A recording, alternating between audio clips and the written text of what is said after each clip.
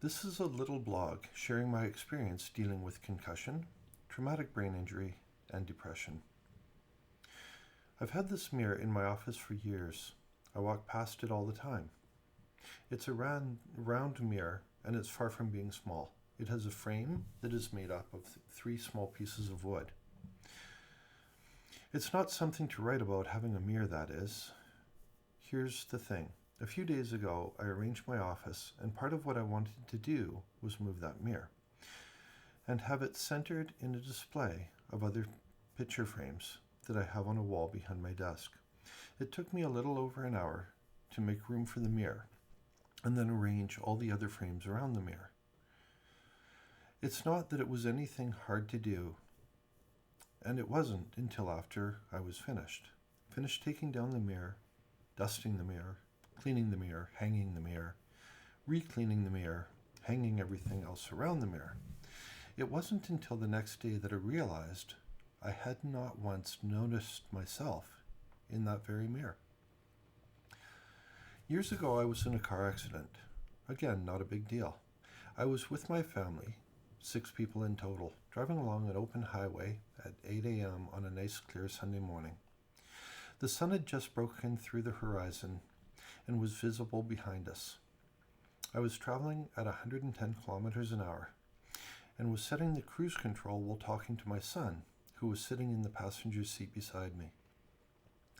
We both noticed a black Dodge Ram 1500 coming fast towards us from a road that was running perpendicular to us. He had a stop sign. We both noted his front end dipping as he was reducing his speed to stop at the stop sign. All of a sudden, we saw his front end come back up, and we instantly knew he was going to run the stop sign and across the highway in front of us. I slammed on our brakes, cranked the steering wheel to full lock to my right, and braced for impact. I recall letting out a loud swear to warn everyone else in the vehicle. Our nose dipped, and we connected just in front of his rear wheel. The next thing I knew, I was standing beside my Dodge Caravan. The airbags had deployed. My son was standing beside me. I soon got my wits back and found I had a bunch of stuff to deal with. By a bunch, I mean lots. We had doctor's appointments for everyone, physio, chiro, massage therapy, and I was doing all of the driving for these appointments. It wasn't until years later that I was diagnosed with having a concussion and traumatic brain injury. Then and only then, I ended up in rehabilitation. Now that I've been getting therapy, yes, counseling, physiotherapy, vestibular rehabilitation, occupational therapy, now I'm starting to see what is commonly referred to as an invisible injury. An invisible injury, invisible to many in the medical profession, invisible to doctors, and invisible to many lawyers, and invisible to many who are suffering from the injury.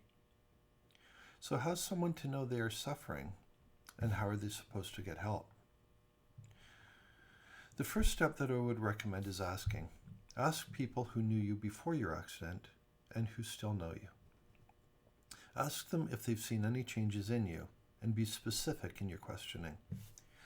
Here are some sample questions. Do I seem to be depressed compared to before the accident?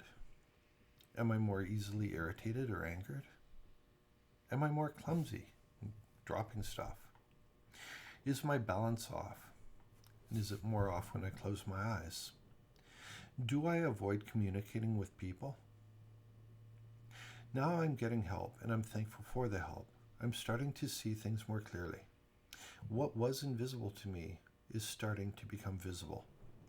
Since putting up the mirror, I've started looking into the mirror and seeing what it shows me. I've realized in the past few days that I have not looked in the mirror in years. So back to the question.